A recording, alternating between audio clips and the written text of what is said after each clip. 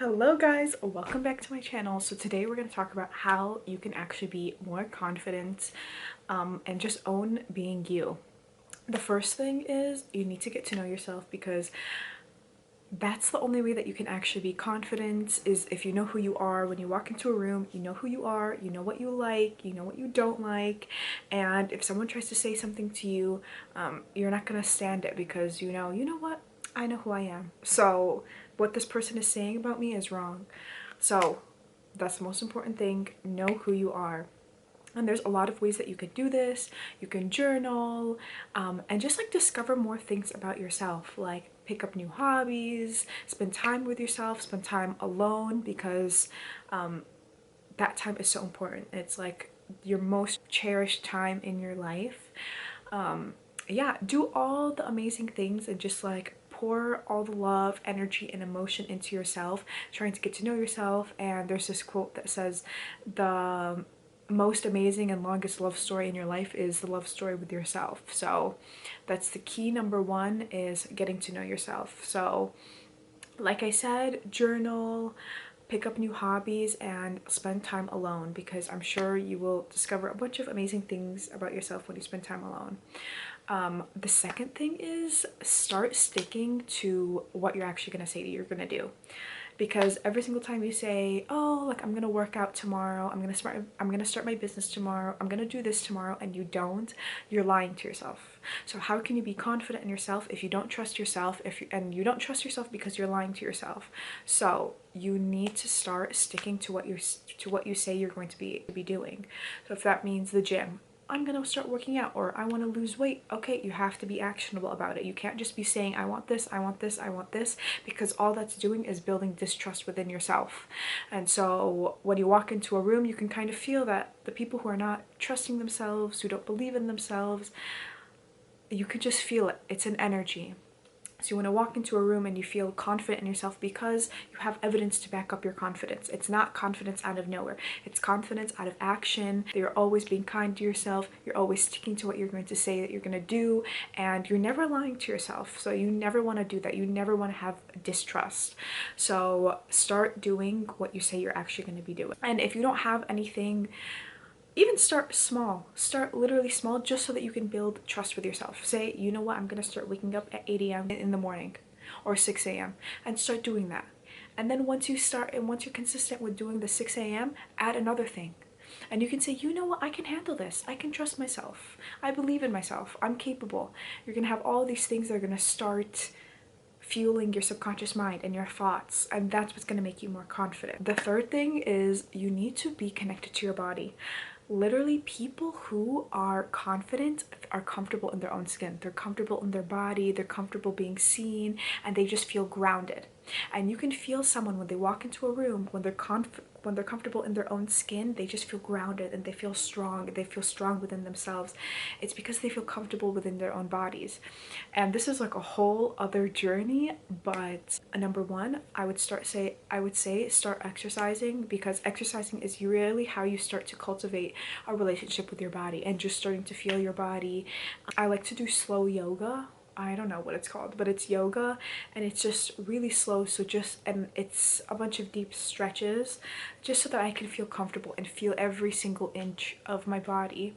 Feeling comfortable dressing sexy, feeling comfortable dressing however you want to dress. But it all starts like when you're comfortable in your own body, when you're comfortable in your own skin. Other thing is self-respect. You need to act and behave like a person who respects themselves, because that's how you're going to be confident.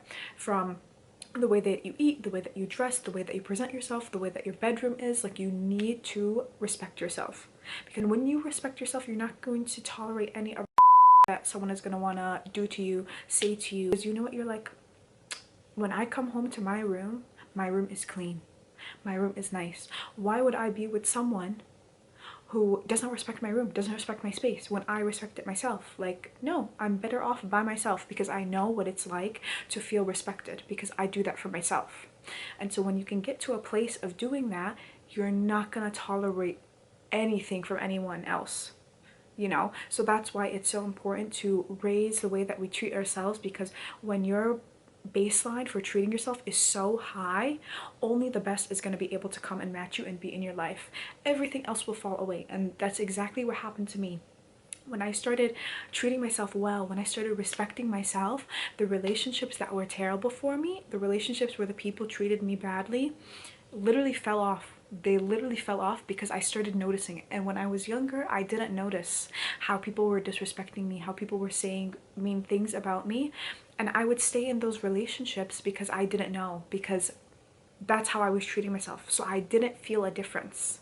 It was normal for me to be in a relationship like that because that's how I was treating myself and that's how I was talking to myself. But once I started to respect myself more and I raised that, literally they fell off. I'm like, why? I started literally physically not feeling good around those people because how they were talking to me and how they were treating me. And I was like, literally I felt bad. I literally felt bad, like physically. And so I cut those people off. So that's exactly how you have to be. Everything in your life, you have to be like, what would a person who respects themselves do? Or, I respect myself enough to eat healthy. I respect myself enough to clean my room. I respect myself enough to shower every day, to look presentable, to iron my shirts. It's little things. It's little baby things that you can do that will increase your self-respect. People who respect themselves, automatically other people are going to have to respect you, because the things that you think about yourself, other people are going to be thinking about that too. The way that you feel about yourself, other people are going to be feeling that energy and they're going to treat you and think about you the same way. So that's so important. Hold yourself in high regard. Walk in and owning your worth, owning your confidence, and owning your self-respect. The next thing is, kind of goes along with this, is self-talk. You have to speak highly of yourself and think highly of yourself. My favorite quote is, it's a good habit to think highly of yourself.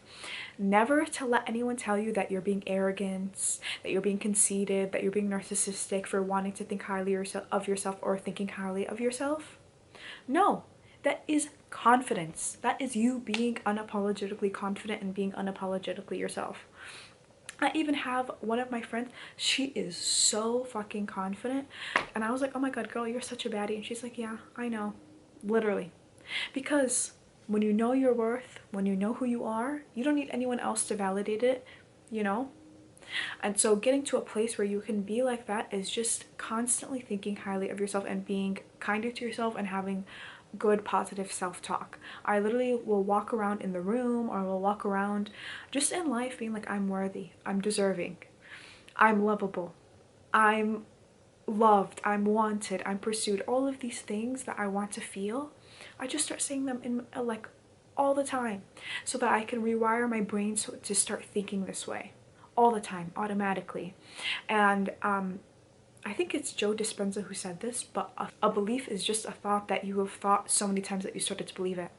So if we can be feeding ourselves negative things, terrible things like, oh my god, I'm not good enough, or I failed, or I did this, we're gonna start believing that. But it's up to us to just take our life into our own hands and take our thoughts into our own hands and be like, no, I'm in control of my emotions, I'm in control of my thoughts, so I'm gonna be thinking positive things about myself. I'm gonna be thinking the thoughts that I want to believe about myself, you know, and just being conscious of what kind of thoughts we're thinking. Literally being aware, just being conscious, because so many of our thoughts are on autopilot. Literally, so 99% of them, they're on autopilot. So being conscious, what am I actually thinking about myself? How do I feel about myself? And starting to shift that about yourself. Even every single time I walk to a mirror, there's a mirror right here, I literally look into the mirror and be like, wow, like, you're so amazing, you're mesmerizing, you're so lovable, you're good enough. All of these things, just so that I can fill up my body, my mind, all of these things with positive things, with things that I want to believe, things that I want to embody and encompass into my life. So positive self-talk.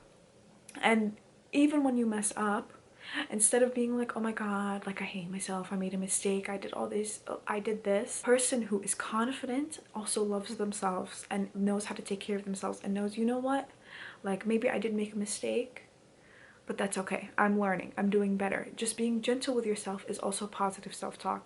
Nobody deserves to be criticized so much, and it's so true that we really are our own biggest enemies, our own biggest critics. So confident people know how to be nice to themselves. They treat themselves with love, with respect, and they don't tolerate anything else from themselves or from other people. The next thing is confident people are not afraid of their own voice. They're not afraid to speak up. There's so many times in our life where people are silenced, or you feel shy, or oh, I don't want to say this, or I don't want to say that. But if you are confident in yourself, you don't mind, or you have no problem telling your truth. You don't mind being heard because you know you think to yourself, I deserve to be heard. I'm important. My voice matters. My opinions matter. And it's the same thing where closed mouths don't get fed. Confident people know what they want and they ask for it. So you have to start asking for things in life, especially if you grew up to be shy. And not that being shy is a bad thing, but especially if you grew up to be nice, a people pleaser. Oh, I don't want to ask for too much.